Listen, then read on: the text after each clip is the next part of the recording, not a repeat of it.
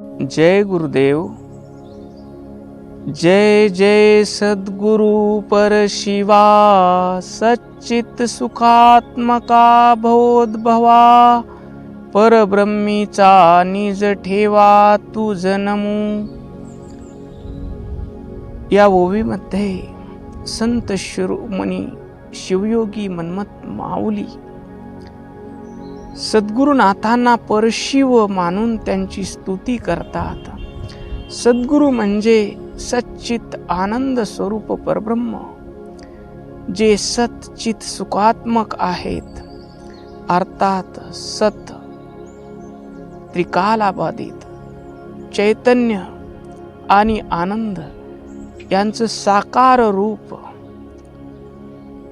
जो शिव संसाराची निर्मिती करतो नव्हे, विश्वरूपामध्ये विकसित होतो आणि विश्वरूपानं नटतो, तो निर्गुण निराकार परमात्मा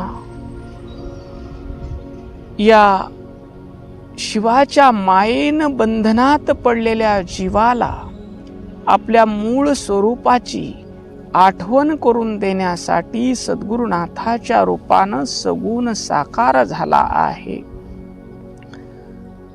परब्रह्मीचा निज ठेवा, सद्गुरु हे परब्रह्माचे साक्षात प्रकट रूप आहेत।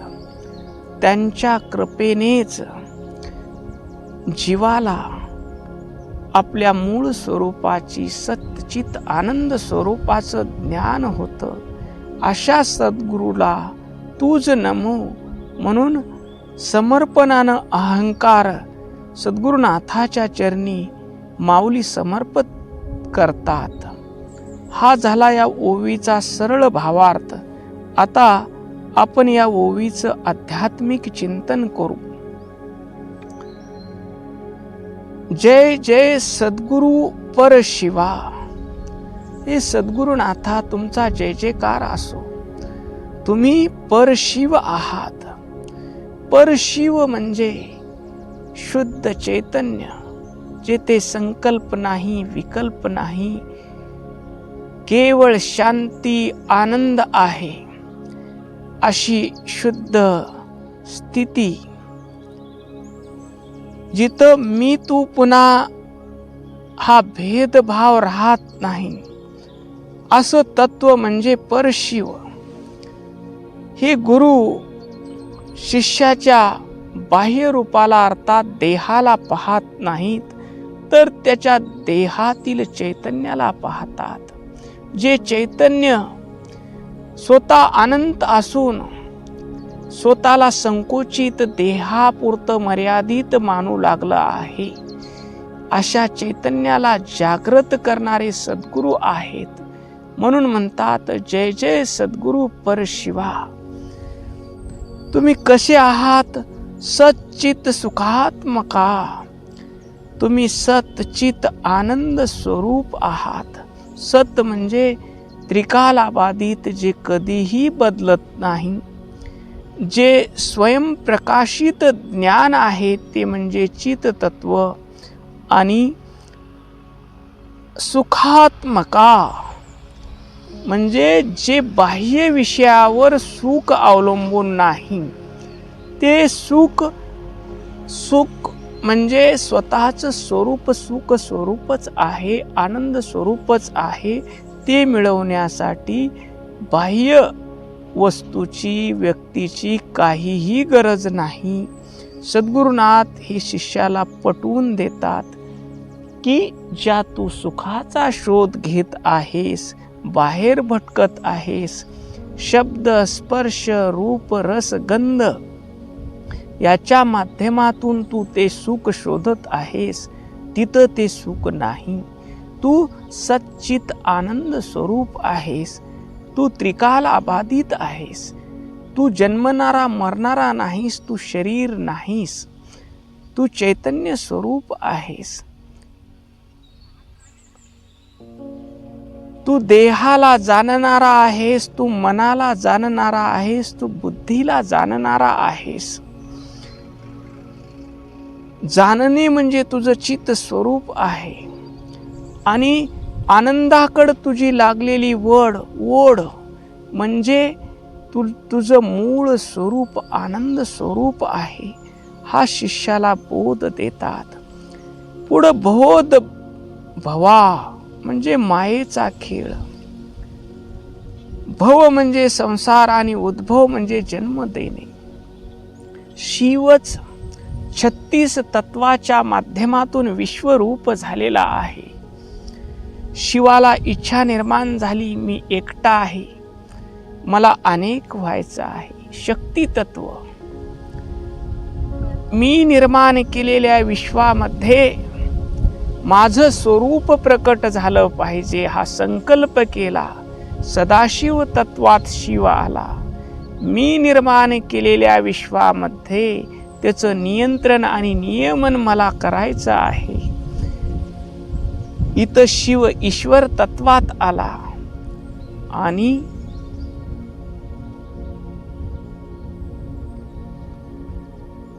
मी आणि हे विश्व वेगळे नाही. मीही शिवरूप आहे आणि हे विश्वही शिवरूप आहे. ही जाणीव म्हणजे शुद्ध विद्या. या 5 तत्वामधून शिवाचा आध्यात्मिक विकास झाला. पुढं माया, अधोमाया, आणखीन इच्छा झाली, आणखीन मला विकसित व्हायचं आहे.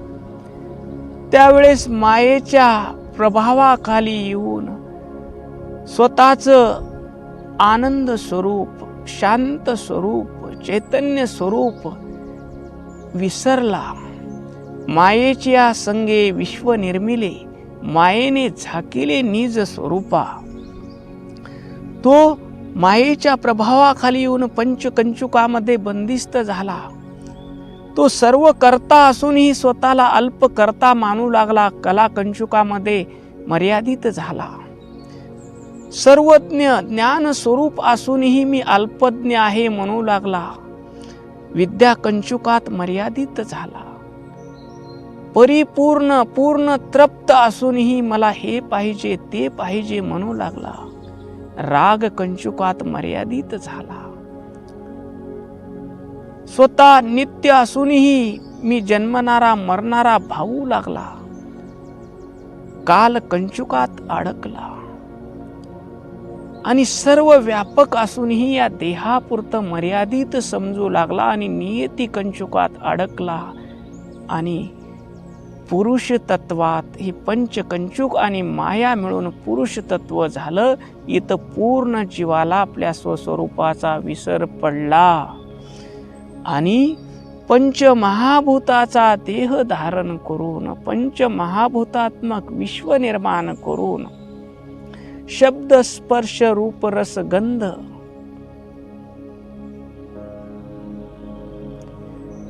पाच कर्मेंद्रिय, 5 ज्ञानेंद्रिय,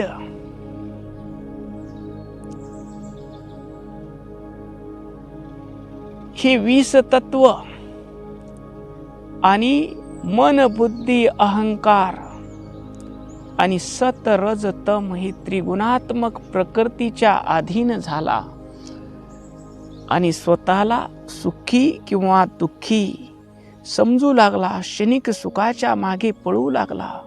त्यावेळेस सद्गुरू त्याला बोध देतात, बाळा तू शिव स्वरूप आहेस, तू शुद्ध चैतन्य स्वरूप आहेस. त्याला शुद्ध विद्येचा बोध देतात. हे विश्वही शिव स्वरूप आहे आणि तूही शिव स्वरूप आहेस. तुला स्वतःच्या स्वरूपाची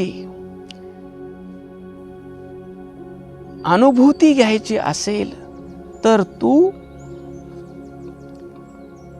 तुझा सर्व व्यवहार शिवमय केला पाहिजेस. माझा देह शिवरूप आहे असा भाव ठेव. माझ्या डोळ्याने जे मी पाहतो ते शिव स्वरूप आहे. माझ्या कानानं जे मी ऐकतो ते शिव स्वरूप आहे. माझ्या जिव्हेनं मी जो चाकतो तो शिवप्रसाद आहे. मी जो स्पर्श करतो तो शिवस्पर्श आहे. मी जो गंध ग्रहण करतो ते शिवाचं सुगंधित स्वरूप आहे. पंच ज्ञानेंद्रियानं पंच विषयाचा शिव स्वरूपाची अनुभूती घे. हातानं जे काही काम करतोस ते शिव कार्य आहे. पायानं जे चालतोस ते शिव कार्यासाठी चालतो आहेस. आणि वाणीनं जे बोलतोस ते भगवंताची स्तुती करत आहेस. उत्सर्जन जननेंद्रियाच्या माध्यमातून देहाचं जे कार्य होत आहे ते शिवसृष्टीचं कार्य आहे असा भाव ठेव. शिवाय नमा नामाचं स्मरण करता करता मन शिवरूप कर, बुद्धी शिवरूप कर. आणि मी शिव आहे हा प्राकृत अहंकार, मी देह आहे अहंकार बाजूला काढ आणि पराहंतेत मी शिव आहे असा भाव ठेव. असा भाव ठेवल्यानंतर माया आणि ते 5 कंचुक पुरुष हे 7 तत्व तुला बांधू शकणार नाहीस. तू भावना कर, मी सर्व व्यापक शिव आहे, मी नित्य आहे, मी परिपूर्ण आहे, मी पूर्ण तृप्त आहे, मी ज्ञान स्वरूप आहे, मी सर्व शक्तिमान शिव आहे अशी भावना कर. आणि शुद्ध विद्या स्वरूप सद्गुरुनाथाला शरण जा. सद्गुरुनाथ म्हणजे शुद्ध विद्या स्वरूप आहेत. सद्गुरुनाथाच्या चरणावर तू समर्पित हो, तुझा मीपणा अर्पण कर आणि करते करविते सद्गुरुनाथ आहेत असा भाव ठेव. आणि असा भाव ठेवून शिवचिंतन कर.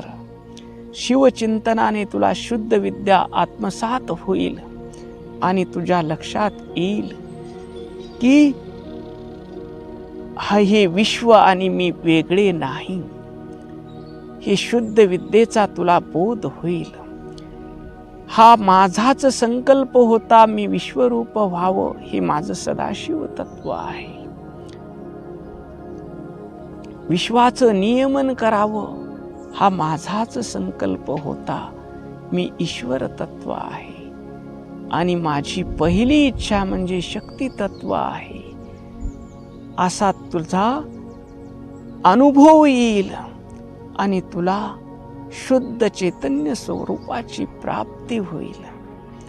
असा सद्गुरूचा बोध मिळतो आणि शिष्य पंचमहाभूतात्मक देहाला शिवस्वरूप मानण्याचा अभ्यास करतो.